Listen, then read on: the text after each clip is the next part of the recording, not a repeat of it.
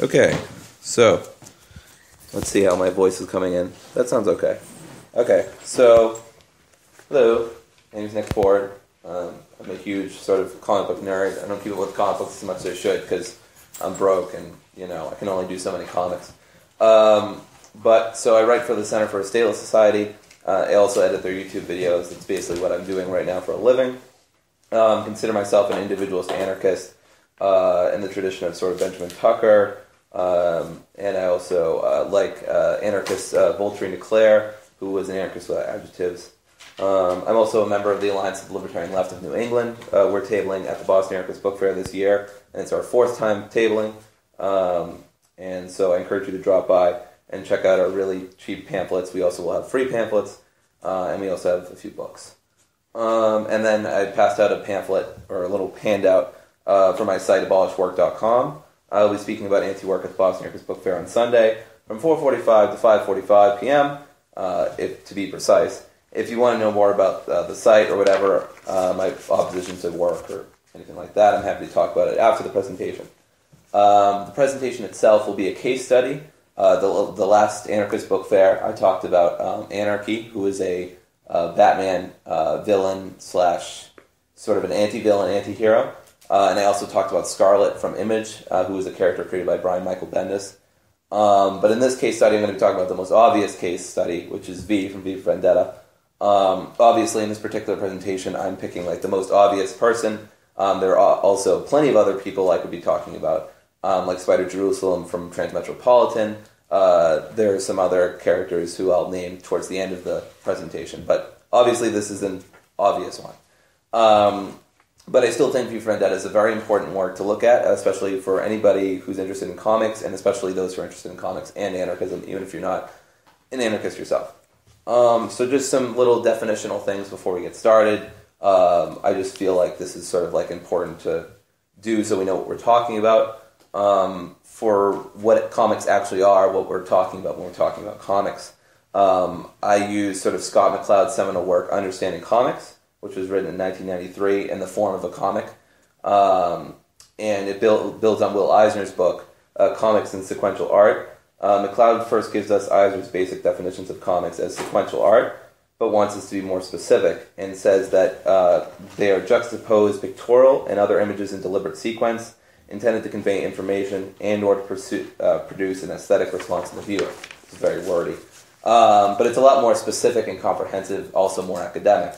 So it's not very useful in conversations when you're talking to people. You're not going to go like, "Oh, well, comics are like, juxtaposed pictorial images that are like static and like," but it's useful at least in some sense to differentiate them between motion pictures, because obviously motion pictures are just sort of static images just at a very, very fast rate. So it's important to sort of compare and contrast comic books and motion pictures, because there's a lot of similarities between the two, especially if you're a writer. A lot of writers, yes? Well, I was just going to say that actually the line between comics and motion pictures gets a little bit fuzzy around the edges with storyboarding, Yeah. which is often used as a stage of that. And I've also seen comics used as a alternative to making a movie because it's much more economical. Mm-hmm. Birth of a Nation is a comic that is specifically made. They say very bluntly in the foreword of it that it's from a screenplay that they wanted to make into a movie, but it was clear it would never be a movie. So since they'd like people to still be able to see it, they had it made into a comic instead. That's exactly right. Yeah, a lot of writers who write comics sort of write film and vice versa. There's a lot of overlap. They're not the same. I think it's important to clarify they're not the same, but there's definitely a lot of overlap, and it does get fuzzy, like Adrian said. So for my purposes anyway, I'll be using the following to define comics. Sequential art that consists of juxtaposed static images, which I think is a fair combination of Eisner and McCloud's definitions. It's like punchy enough to be used and sort of somewhat memorable, and it's also kind of like not as academic, so it's more easily understandable. It also leaves sort of a lot of possibilities open to what comics can be. It doesn't dictate that comics must be in the already overly saturated market of superheroes. It doesn't box it into any particular genre, like horror or comedy, like was very popular in the 1950s after the comics code famously came in and destroyed like the whole comic book industry for many years. nor that there must even be words for a comic. You look at newspaper strips for example, there's a popular internet strip that's called Minus Garfield or something like that, and it's basically like, what if John was just talking to himself, like, it's really funny. And there's fewer words. I guess there's not no words, but there's fewer words anyway. I also want to get into a little bit about what anarchism is. I figure most people here are familiar, but hopefully at worst, like, this is just sort of like a refresher of what anarchism is. Obviously, defining anarchism is a little bit tougher. More people have argued, especially on the internet, about what anarchism is as opposed to what comic books are, which I think is unfortunate/fortunate, because I wish nerds would just nerd out more about what comics actually are. But why can't we just all hate each other like all anarchists do? But so obviously there's typical misinformation. I was talking to the guy from That's E, and he was saying very stereotypical things like, chaotic, unstable, whatever, But it's, anarchism, obviously, I think, as a lot of us here know, isn't a society that lacks rules, structures, or order, but is more interested in voluntary sort of society. I find the main commonalities within all strains of anarchism, whether we're talking about mutualism or anarcho-socialism or communism or whatever, to be the voluntariness of a society, the cooperativeness of a given society, and the lack of governmental forces in a given society. The voluntariness in anarchism's definition means that society must mainly hinge on actions and relations that people sort of will them to be, and they don't have to deal with external limits that are artificially imposed on them. I know a lot of this is like kind of question-begging terminology, but we can get more into like nuance later if we want. In external limits like government and sort of like cultural norms that oppress people are not imposed on the individual, and instead individuals are free to do what they want as long as it does not harm others. Cooperativeness implies things like mutual respect, a sense of egalitarianism, although within the anarchist strain of thought, your mileage may vary on how far people think egalitarianism is actually important. Anarchy etymologically comes from I'm probably not pronouncing this right, anarchos, which means without chiefs, which we can at least etymologically see in opposition to hierarchy, or at least a skepticism anyway. And then the phrase governmental forces is very important, because I'm not just saying that the government should be opposed. Anarchism is not reducible, in my opinion, to anti-statism. I'm also suggesting that any institution or government, Freudian slip, any institution or group that acts like a government and acts like they can exert supreme authority over others and oppress them, such as bosses or to some extent bigots, I think should be opposed by anarchists as well. So the definition of anarchism, for my purposes anyway, is a political philosophy that demands the end of governmental forces in society, and instead a society based on voluntary order and cooperative relations. With this definition that includes both cooperative and voluntary, I'm trying to raise the possibilities of radical equality between individuals and institutions, and between those institutions that the individuals create. Using the term order specifically, I'm trying to do sort of what the people who came up with the Circle A are trying to implicitly say, that anarchism is order and government is civil war. I'm trying to demonstrate that structure is not necessarily being opposed. It just so happens we think pretty much everything that surrounds us sucks. So generally speaking, with my definition, before we get into the case study, is that I'm trying to rely on challenges, concerns, and goals as opposed to concrete positions on things, distinct histories, or certain individuals in the anarchist canon. Some people think, there are only certain anarchists who count: Emma Goldman, Peter Kropotkin, Bakunin, who are all very important individuals and characters, but I don't like thinking that there's some sort of set amount of individuals and figures within anarchist history who we're supposed to look to longingly and reproduce whatever work they did. So I think that this sort of definition sort of leads sort of broadly sort of includes individuals and mutualist anarchism, which is very convenient for me, but it also denies things like anarcho-capitalism and other weird people online who just like attaching things to the prefix anarcho, who aren't really interested in radical equality and aren't interested in sort of how cooperative society is. They're just interested in how voluntary it is, but really won't question wage labor. Also that. So let's get into the case study. We'll talk a bit about Alan Moore. Alan Moore should be familiar to most people here, even if you've never read a comic book in your life. He's had multiple films begrudgingly written about his work, The League of Extraordinary Gentlemen. He also had a comic book for Batman called The Killing Joke. He had a very famous one for Superman called Whatever Happens to the Man of Tomorrow. Swamp Thing, of course, and even more so, of course, is Watchmen, which is one of the most popular comic books, and not overrated. It's very good. But you're also probably familiar with his novel, V for Vendetta. We're going to put the movie adaptation to the side. I'm not going to be talking about that, which I'm sure Moore would approve of, and focus mainly on Moore's actual original work. So we're going to sort of look at how V acts, and sort of like what came into him conceptually, what Moore and Lloyd were thinking about before V actually turned out to what he turned out to be. To find out that first part, we're going to have a look at an article that first appeared in Warrior number 17, which was a British comic anthology, written by Alan Moore called Behind the Painted Smile in 1983. So V for Vendetta actually started out as a mystery strip, and then into something more based on a 30s pulp strip, and finally went back to an earlier idea that Alan Moore had. Originally, it was a character named The Doll, who was a character fighting against a totalitarian system. Eventually, Moore came up with the name Vendetta, and then shortened it to V, and tried to find sort of anything he could associate with the word vendetta.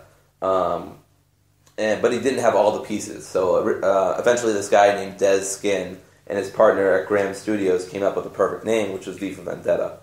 For Moore, the idea started flooding. He came up with the idea that V was a psychologically damaged escapee from a government concentration camp. Very lighthearted stuff. And Lloyd coming up with an idea for making sort of a resurrected Guy Fawkes character. We'll get into who Guy Fawkes is a little later, but I won't talk about him immediately right now. And the rest, as they say, is propaganda or history, whichever. So early on, Moore and Lloyd both had sort of political pessimism going on in their mind. Moore was already an anarchist. I'm not sure about Lloyd's political stances, but he was probably at least sympathetic. Or at least anti-conservative. During this time, Britain was led by such figures as Margaret Thatcher, and also conservatism was becoming more popular via our glorious savior, Ronald Reagan, in the 1980s, via, all the lovely things he did, including the war on drugs. But anyway, this political pessimism is very important to the story. It helps set the stage for the sort of larger tale that's going on and its background. So here's basically the gist of it. England has been taken over by a fascist party called Northfire, and man, that is a great name. Like, I know they're fascist, but they got a great name going for them, so at least they got that. And sort of a global nuclear war that happens in the late 1980s. Northfire has been doing some population control through exterminating undesirables like blacks, gays, and so on. So, nice bunch of folks. I want to underscore the importance of V for Vendetta before we get really into it, because it's not just some sort of, you see a lot of sort of portrayals of anarchists, and so recently it's now, the show was actually taken down. I never got into it, but Beware the Batman was a recent sort of animated show that happened on Cartoon Network. They did the unthinkable and actually put anarchy on the show, but unfortunately anarchy was basically just Joker, because they didn't want to put Joker, so they wanted to put like less sort of known characters, like Dr. Pig, or Professor Pig, I forget how it goes, who I love, by the way, but obviously they couldn't really do that on Cartoon Network, because if you know anything about Professor Pig, he is seriously one of the most fucked up Batman villains ever, which is saying a lot. But anyway, they made anarchy basically Joker, anarchism is chaos, the Dark Knight quote, introduce a little chaos, introduce a little anarchy.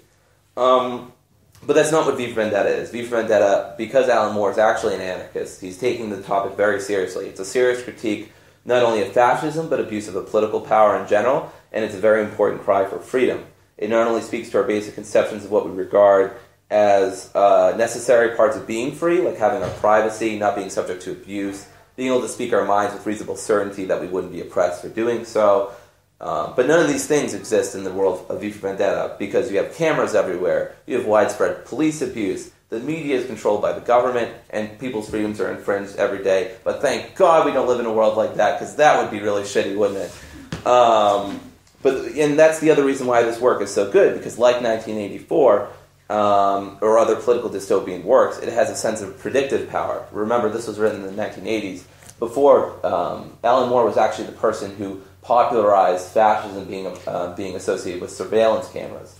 And this was before surveillance cameras in Britain especially were on every street corner, for our protection and so on. And, so it has a lot of predictive power because a lot of our technology is not safe. We have phones by Google, our computers can be hacked, our wires can be tapped, conversations can be listened on, and of course we can be assassinated by the president, but only theoretically, of course. That would never actually happen, except that it did a few times, just in other countries, so we don't have to worry about it. And so there are plenty of other things, obviously, that make England an undesirable place in V for Vendetta. And I'm not suggesting, by the way, that it's completely analogous, that the world V lives in is completely the same as ours, but there are some really grotesque similarities between the two worlds. But past the predictive power, the writing is really good. The artwork actually holds up really well, especially because it was written in the early 1980s, finished in the late in the late 1980s. Wow, and not that early, and ended in 1989. And also, I will be giving spoilers. I thought that most people here probably. Oh, I know. Oh my God, most people avert your eyes and ears. Has anyone not read it? Yeah, I know. I haven't read it, but I'm going to. Okay. I don't mind spoilers. Okay, cool. Good. So, yeah, and it's over 20 years old, so you either probably read the book or seen the movie, or you know about the basic plot. I won't be giving too much away anyway. It was his sled. Yeah.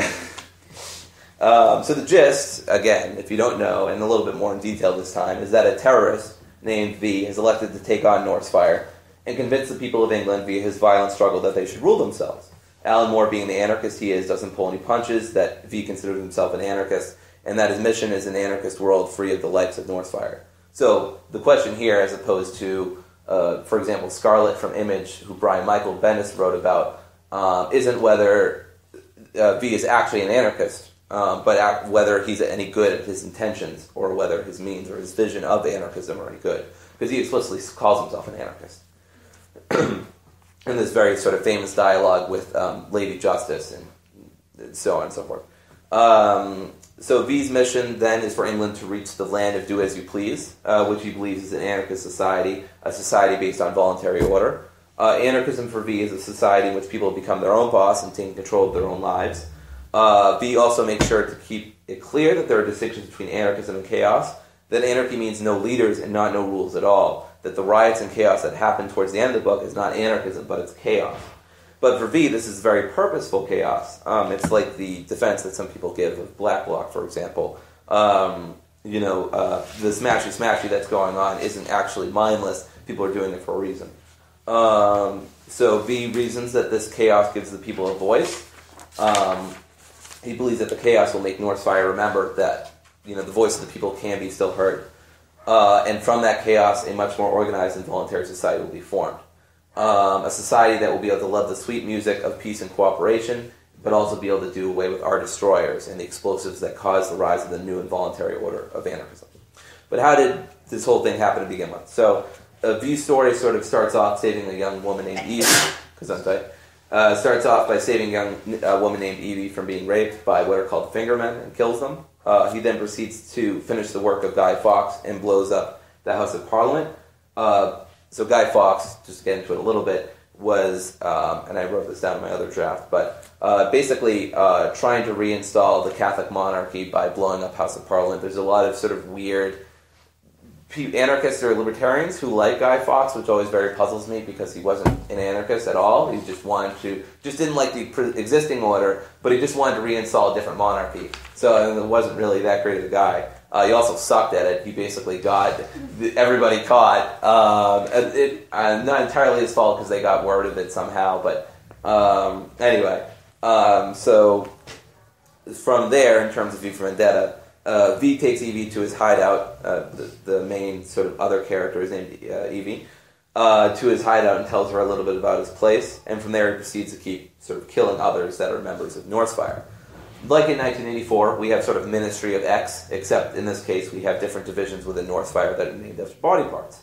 So one is called the eye for surveillance, the nose for detectives, and the ears for auditory wiretapping. I could make some sort of ass or asshole joke, but I can't think of one. But anyway, of particular interest is one of the detectives named David Finch. The reader notices that something's peculiar about Finch, that he doesn't suck up to the leader of Northfire, whose name is Adam Susan. Susan, on the other hand, is in love with his computer, literally. The computer is named Fate. Throughout the novel, his mental state kind of degrades further and further as V's path of destruction towards his sort of ideal of an anarchist society keeps going. Susan puts out all the stops. He tries to corner V via Susan's fingerman. He tries to send Finch after him, which backfires in interesting ways. And then he tries to overpower V with a showing of brute force, but none of this works. V outsmarts him, overpowers him, so on and so forth. And Evie, speaking of her, she's a rather important and controversial figure within V for Vendetta. Not necessarily anything that she does, but what V does in relation to her. And one of the most sort of famous and probably most discussed parts in V for Vendetta, whether it's the film or the graphic novel, is the torture scene that with Evie. V tricks Evie into thinking that she's been captured and manages to have all of her hair cut, waterboard her, and make her survive on very little food. He does this until he builds up her resolve to the point that she refused to give up what she knows about V and instead says that she'll elect to die. At this point, she's released from the torture facility, which wasn't a sham. But there was one thing, which was a sham, but the one thing that wasn't a sham was a note that Evie read by a woman named Valerie. You'll notice, obviously, motif of the sort of V for Vendetta, lots of these. In the note, the woman, Valerie, tells of her life, how she got to the torture facility that she presumes Evie is in now, and finishing the letter by saying that she loves whoever is reading it. She says that she grew up in Nottingham and became attracted to girls early in her school years. Her parents were aghast, particularly her mother. She grew up wanting to be an actress and eventually became one, starting small and then getting into bigger roles, which is where she met her, I forget if they get married or they're just girlfriends, but anyway, her partner Ruth, and lived with her for 3 years among many roses before the war began in 1988. But once the war began, there are no more roses for anyone anymore, she says. Ruth was eventually taken away while looking out for food and was tortured into giving up Valerie's name and saying that she had been seduced by Valerie. Basically repudiating her sexuality to Northfire, and soon killed herself after. Valerie says Ruth killed herself because she gave up that sort of last inch that keeps us still intact and gives us something to fight back against. Valerie concludes her letter saying that she doesn't know who this person is, but she wishes that she could kiss them or tell them that she loves them. Sort of reading this sort of part of V for Vendetta, it's one of my favorite parts of it. It's really one of the most powerful moments. It's hard sort of not to tear up at Valerie's words and the images that go along with it because there's sort of this indescribable feeling of loss, the feeling of being alone and being powerless, the knowledge that, it's sort of all happened and you can't do anything about it now. It's easy to see then why V would use this to motivate Evie. It makes sense. So she won't give up that last inch, so she won't give up V's, she doesn't know his identity, but she knows, where his base is and stuff like that. At least possibly. I can't remember if he blindfolds her a la Batman or something, taking her into the Batcave. But, so now she won't give up that last inch and she'll keep fighting. So V does this for sympathy. He does it for empathy and understanding, so Evie can understand what V himself probably went through in the concentration camps. It makes a sort of sense in that light. So that now Evie can not only fight for herself and for V, but for people like Valerie. People who have already been lost in Northfire and who have been kidnapped or killed or tortured. So V thinks that this is a very good way to do this. I think it's actually not a good way to do this, and actually is a huge blow to him being at least a good anarchist, I'll say. I question whether V actually needed to torture Evie to understand his point of view. Is it actually necessary? Was there no other way he could get her to understand his point? Now, I could understand the point of view fine, but obviously I'm privileged in the fact that I'm a reader. And Evie is just, a character within the story, so her knowledge is limited, mine is not as limited anyway. But the torture scene, in my opinion anyway, is still the biggest blight upon V being a very good sort of anarchist character anyway. Now, in terms of general goodness as a person or character, whatever, V actually doesn't kill many innocent people. I mean, he does kill people, but he mostly kills fingermen who are either trying to actively kill him, so he's acting in self-defense, which I think is defensible or whatever, morally defensible. And even if he's killing someone who isn't actively trying to kill him, they are employed in the business of killing dissidents, repressing people and stuff like that, although that doesn't mean necessarily it's okay to do, much less practical or advisable. But when he blows up the various buildings in London, there's sort of one incident where someone does die. It appears to be an accident, and it doesn't seem like the person was an intentional target of V, but it does show, on the other hand, the perils of engaging in widespread violence against the system, which means collateral damage. One of the things that I think a lot of us when we oppose war are pointing out why we're against it because of collateral damage or collateral murder. But Evie is nothing if not innocent. Someone who doesn't deserve, nor do I think, needs the torture that V gave her. Of course, V seems to think so. V reasons afterwards that he did it because he loves Evie. He wants her to be set free. He was willing to do whatever it took to get her to understand his point of view, obviously. And that being free and understanding freedom is much more important than being happy, which is a very important point. But rather than addressing any of that, I actually want to back up and question an implicit assumption in all this, that whether V is actually a good guy at all. Because being the protagonist and being a good person isn't the same thing. You have a lot of stories, especially these days, where you have a protagonist, but they're not necessarily a nice guy, but you still feel sort of obligated to root for them because, hey, they're the main character. You've got to identify with somebody. And the torture of Evie isn't the only reason to question whether V is a good person or not. Alan Moore has made the point that he tried to make the novel morally ambiguous, unlike the film, which is not morally ambiguous, and not just black and white. He could have said, well, here are the Nazi guys and here's the anarchist good guy, but it doesn't look like he actually did that. And given that, I'm not sure that V is actually supposed to be a good guy, that we're supposed to model him in some form of goodness or anarchism. And I mean, he certainly has his charms, he has his wit, he is skilled with various sorts of combat, he's fun to sort of watch and study, and he does seem to care a great deal about the concept of freedom and for other people. But on the other hand, he uses emotional blackmail and psychological torture to convince Evie to join him. He still kills plenty of people, whether in self-defense or not. And via the chaos of the riots, sort of infamously leads to at least the death of a little girl who tries to emulate the rebellion she sees going on. And V never explicitly takes any responsibility for this. Now, V also psychologically tortures Adam Susan by taking control of fate and emotionally manipulates Susan into madness. I'm not shedding any tears because Susan is an asshole. He's the leader of the fascist party. He's not exactly a good person, so I'm not really crying for him. But I do want to show that V is pretty much willing to do anything that it takes to get where he wants to go. Does this make him good or bad based on that alone? It's not easy to tell, but given his actions throughout the book, I think it's at least not easy to say that it's not easily arguable that V is just a good guy and that's it. There's another thing worth considering that I don't think anyone has ever really pointed out, which is V has the ability to spy on the whole mass of England through Fate. When he takes over Fate, it's worth noting that Fate has control over the surveillance in England, and Evie exclaims that V can see all of England with the TVs.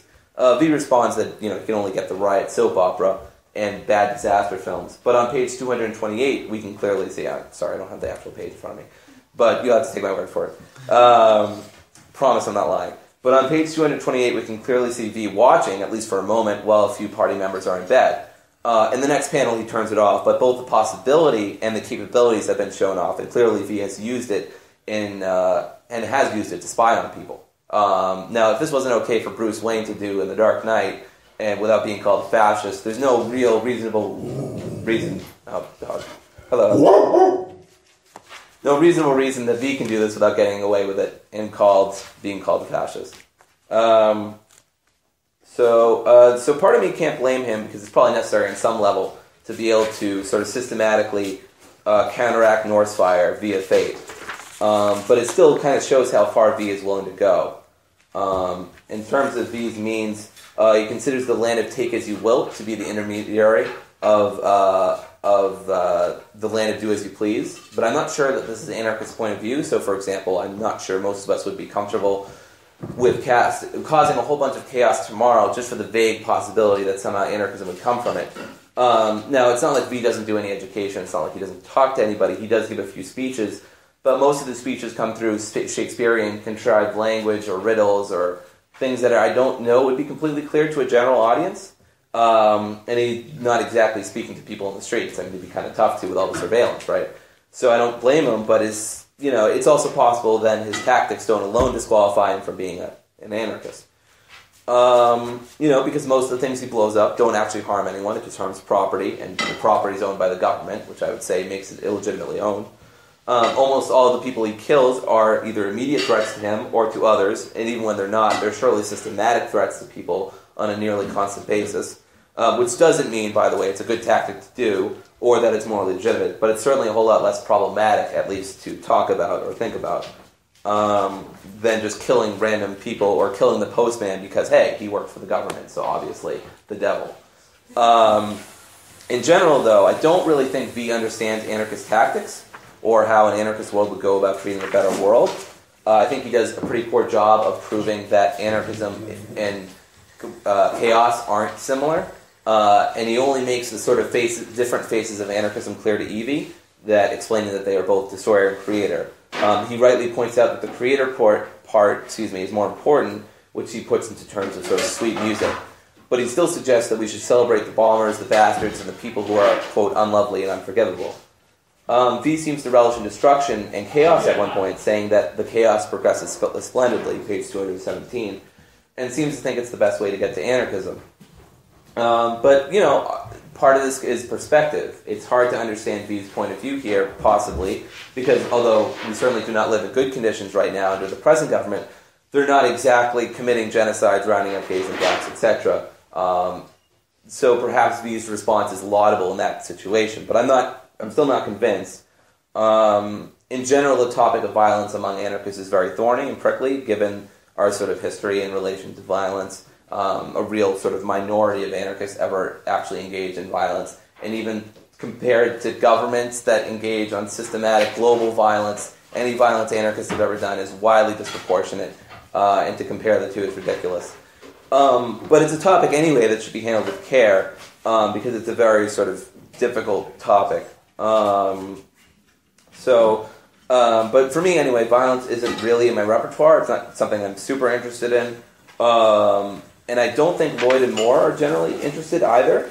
I know that Moore has talked about the fact that he's not really big on V having to kill people, although weirdly he said that he was more sympathetic to the torture scene. So I don't know where Moore is coming from in that. That was a bit weird for me. We could argue that perhaps violence in response to this ultra-violence prone and filled fascist-led society was V's only reasonable choice. It's possible. But I'm not a pacifist. I think self-defense is perfectly fine. But V wasn't just getting himself involved in self-defense. Plenty of his actions were initiatory and aggressive. And even if it was rational, that doesn't mean in the real world it's actually practical. Because it's a huge epic story based around one guy's vendetta, But like with other case studies, V is good intentioned, and I think could be a source of sort of empowerment and ideas about how anarchists can sort of live in the real world, or at least live in our heads. I don't think V is a very good anarchist, which isn't the same thing as saying he's not an anarchist. I think he has a lot of sort of interesting ideas that should be grappled with and talked about. But in the end, I don't think that they're very good ways to think about anarchism. Which doesn't mean he's not worth reading about. I think I've read the book twice. I think it's very good. I think it's worth really careful consideration. And I think it's pretty much required reading for any comic book fan, let alone any sort of anarchist comic book fan. So I just want to go over sort of a conclusion, and then we'll wrap up. People can ask questions, or we can just talk about comic books in general, or anarchism, or whatever. Open discussion, I don't care. So there's something sort of I noticed about all these case studies, and there's something particularly with V from V for Vendetta.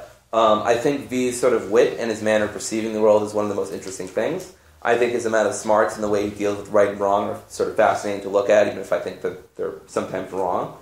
I think V is at best some sort of hypocritical anarchist who doesn't really understand the means of anarchism. Even if you understand some of the goals, anarchism doesn't, in the end, mean chaos. It means a voluntary order. I don't think he has. I think part of the spirit or passion that makes up anarchism for me personally isn't really with V, because he's mostly interested in revenge. I'm not saying that these two things are mutually exclusive, but V for Vendetta is named such because the main point of V's mission isn't just personal and collective liberation for all of England. It's also, surprise, a vendetta he has against the ruling class for personal wrongs they've committed against him particularly, which is obviously very different from just wanting people to be free. The way he deals with Evie and trying to get more people involved in the movement, namely psychological, mental, emotional, and even physical manipulation, I think is to be looked down upon. So are his ideas of how we get there via riots and chaos and stuff like that. I'd rather build alternative institutions and stuff like that. Education talks, But the words that V uses and the sort of the wit and the idea, his sort of ways of being ahead of the game, I think are very instructive. I think if we're going to liberate society, if we're going to talk about liberation, then we're going to need to sort of have our heads in the game. We're going to have to be able to plan and have a few sort of steps ahead of whatever's in our way. Lonnie Machin, who otherwise known as Anarchy from Batman, says that the essence of anarchism is surprise. So I think V sort of constantly sort of proves that. More broadly speaking, in terms of comics and anarchism, we shouldn't be afraid to look into other mediums for either creating or finding better ideas about how to configure a better society. Obviously, when it comes to television, movies, and music, anarchists certainly have taken their fill of sort of bands and artists and writers. But when it comes to comic books, there's really not a lot of there's not a lot of anarchists. There's not a lot of sort of politically charged, stuff that's going on. It's pretty discouraging to just do a basic Google search for the keywords comic books and anarchism, which is about as basic as you get for this sort of topic.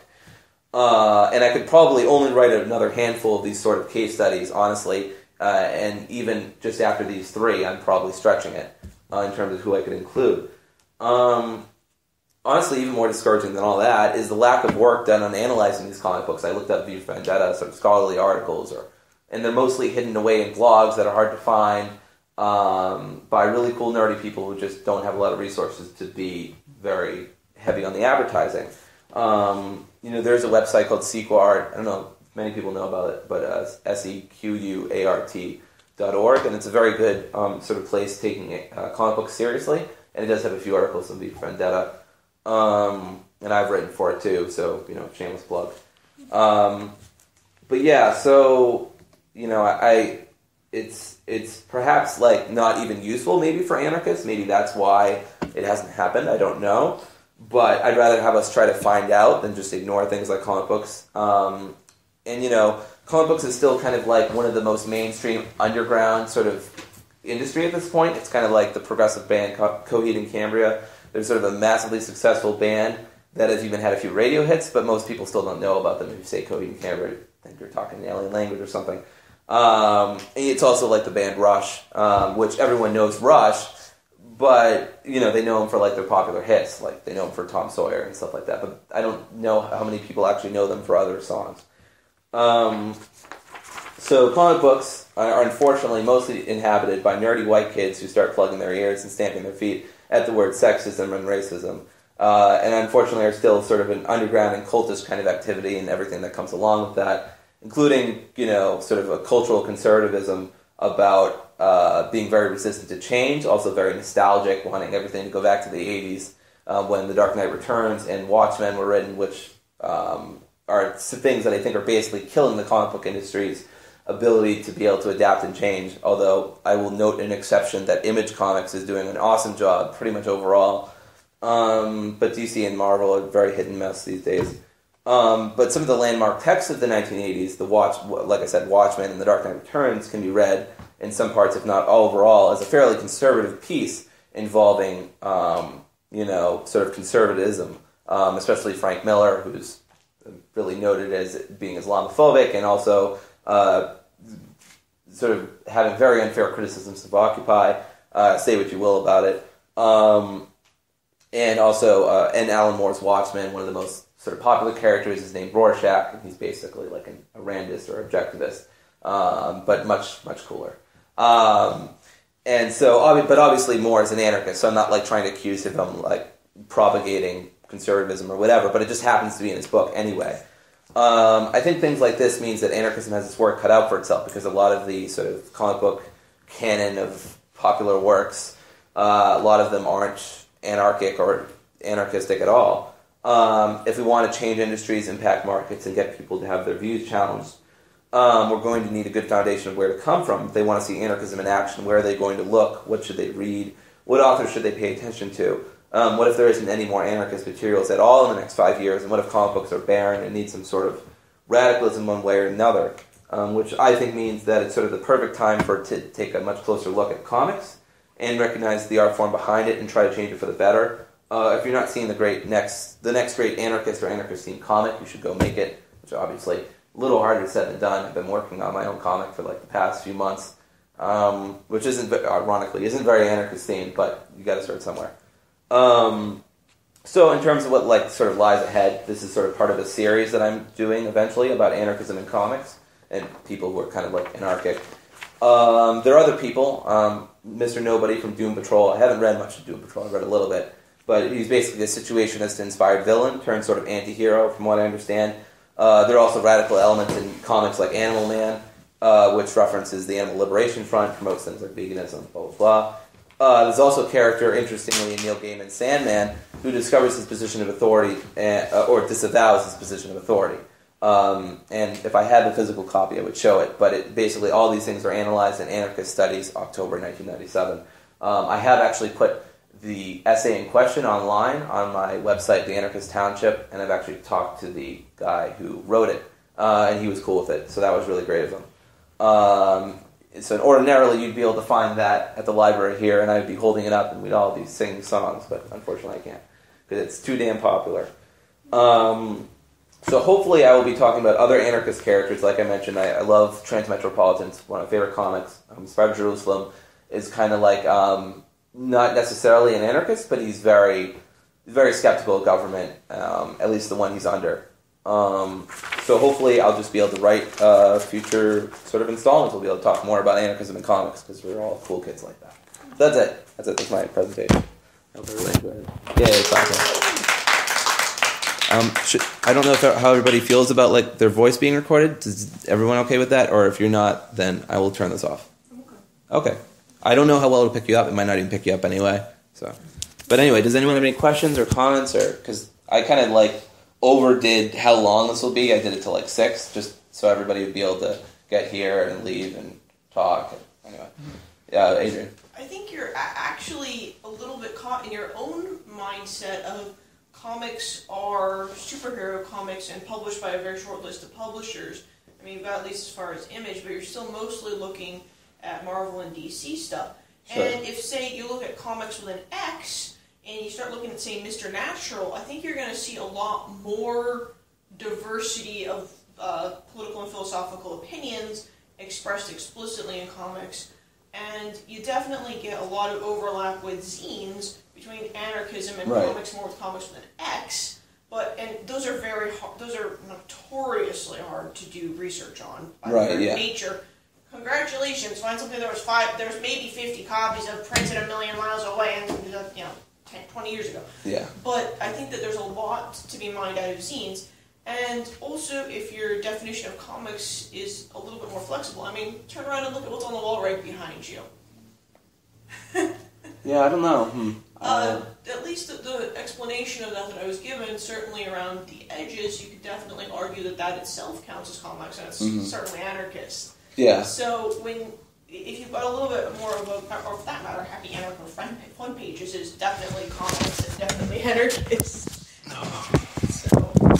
Yeah, I definitely think you're right. A lot of my, unfortunately/fortunately, it's hard to look at comics in the underground. There's one comic that I'm aware of. It's called Garbage Man. It was written in the 1970s, and it was I think it was more Marxist than it was anarchist, but it was one of those COMIX comics. And unfortunately, I just don't have a lot of experience in underground comics, so I didn't want to talk out of my ass and say, oh, you should check out this. I do know about Garbage Man. I do want to pick up some of the sort of collected works, so I can look at that as well.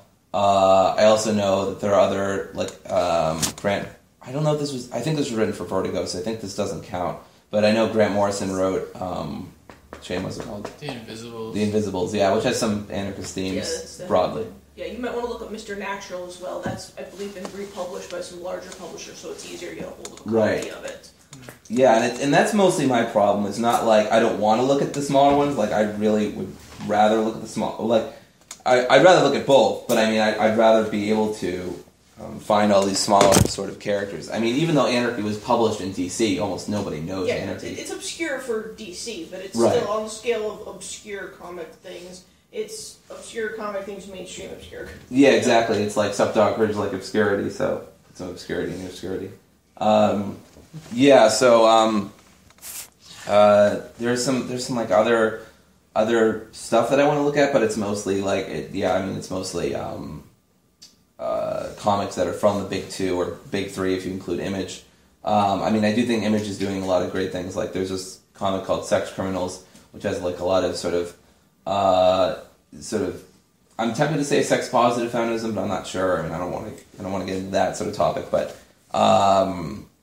it has a lot of sort of interesting sort of discussions about sexuality and stuff like that are way more interesting than most comics would give it time for. So, and also stuff like mental illness and depression and medicine, and it's a really great comic book. And then you occasionally have to shout out to some sort of radical tinge, like in one of the latest Miss Marvel comics. Oh my god, am I forgetting her name? I'm like really spacing on her name. But anyway, the main character, who's Miss Marvel, who's like a Muslim American teenager, she's like, why do young people always have to be drafted into these wars? She's like talking abstractly about sort of being a superhero and having to fight other people's battles, but she's also making sort of a larger political point too. But yeah, I don't know. You're definitely right. I wish like I had more access, or I, would drive. I don't know if you can count that as a comic, because it's not like it's sequential. Is it? Is it? Yeah, I guess it is sequential. That's true. I'm always thinking about of resistance, the the problem and the current problem, like past problem, current problem, and the future people want to build. Okay, yeah, it's just a lot of a picture, so it's hard for me to take everything in. Oh yeah. You're supposed to fold it together, so you erase all the bad shit, and it's just like the past that we want and the future that we want. Wow, okay, that's cool. Yeah, usually when I think about comics, I think about the sort of lines in between. So I don't. Maybe that's what's throwing me off, and I'm not entirely sure if you need those lines for it to be a comic. Forsake the power of the panels.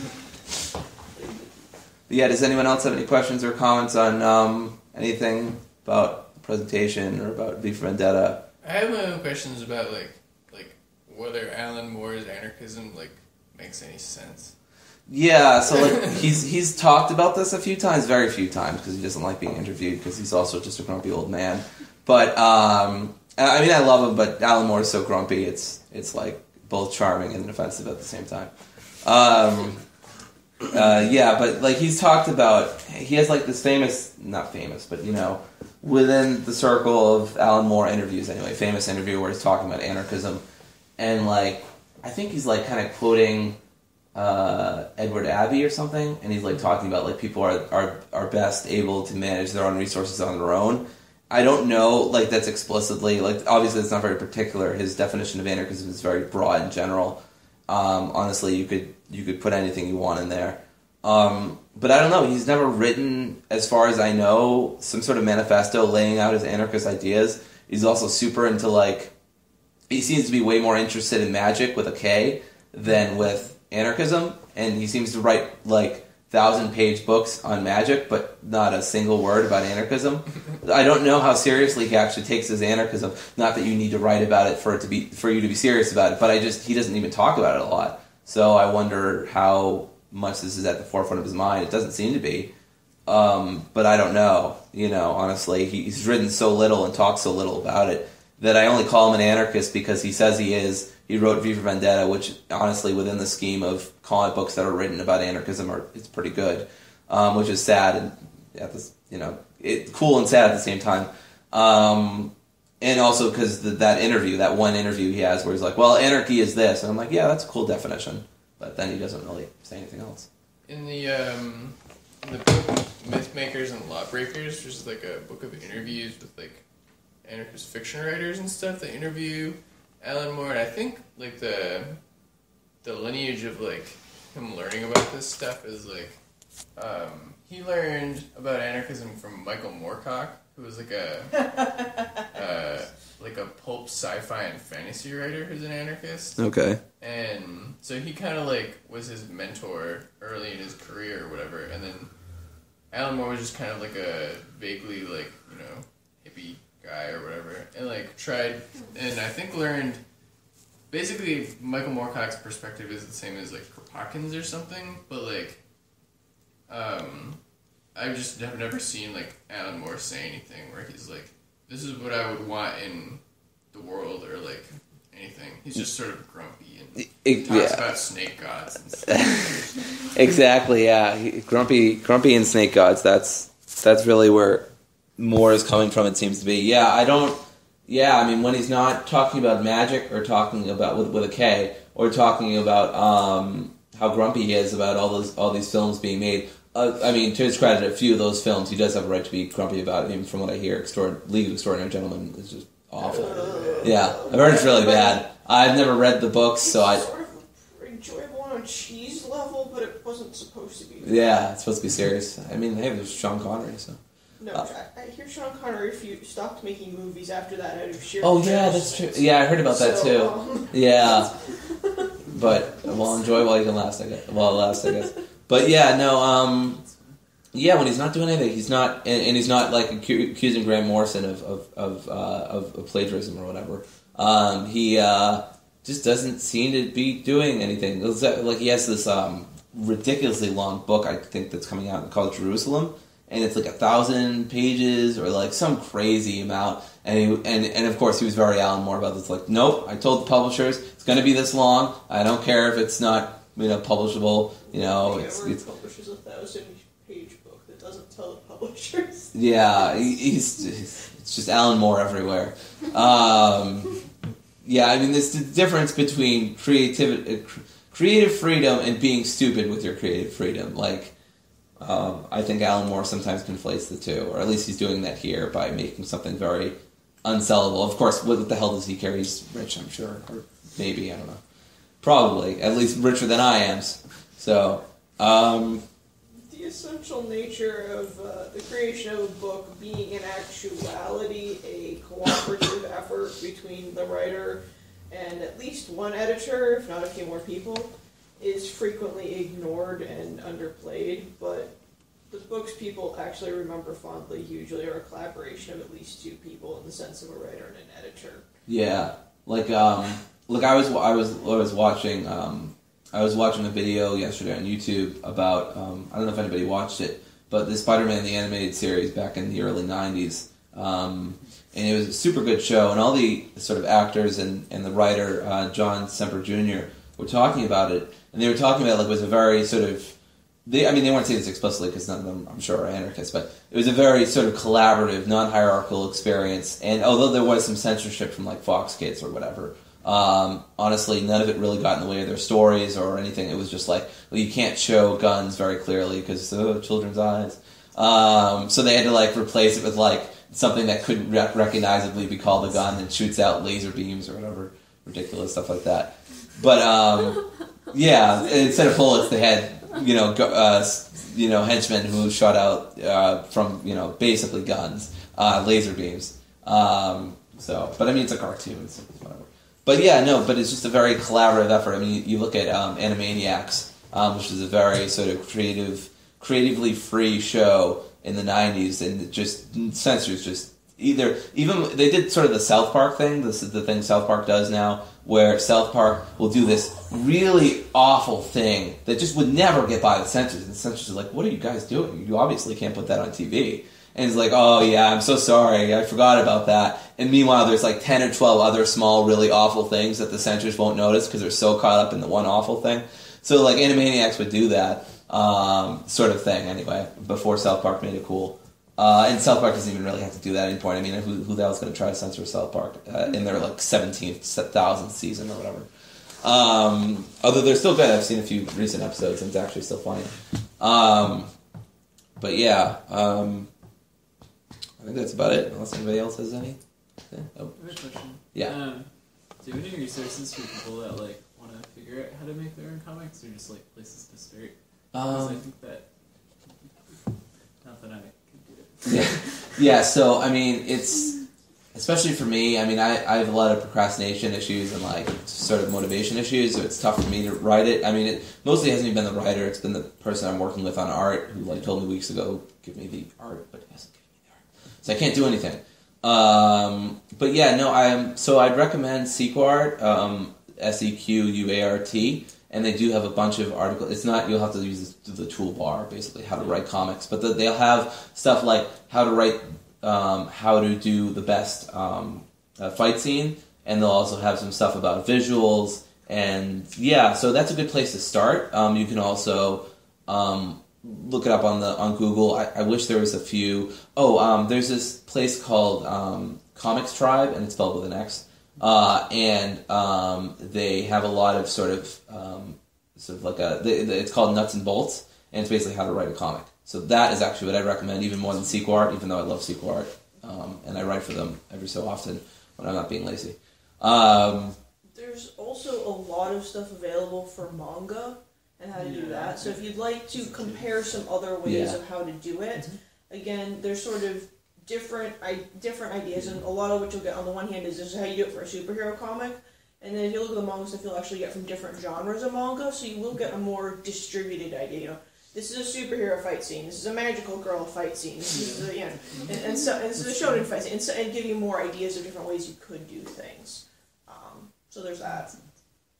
Yeah, so that's and again, Comics Tribe is really good. It helped me learn a little bit about writing. I wasn't as consistent. I could go back to it, but when I was trying to do the nuts and bolts sort of activities, and sort of they have like a lot of these blog posts are old, but they're still very good, and they even have some forums. Although honestly, I think forums are a dying thing on the internet, but that's my opinion from many sort of bad years with moderators who are the bane of my existence. Anyway, tangent. Sorry.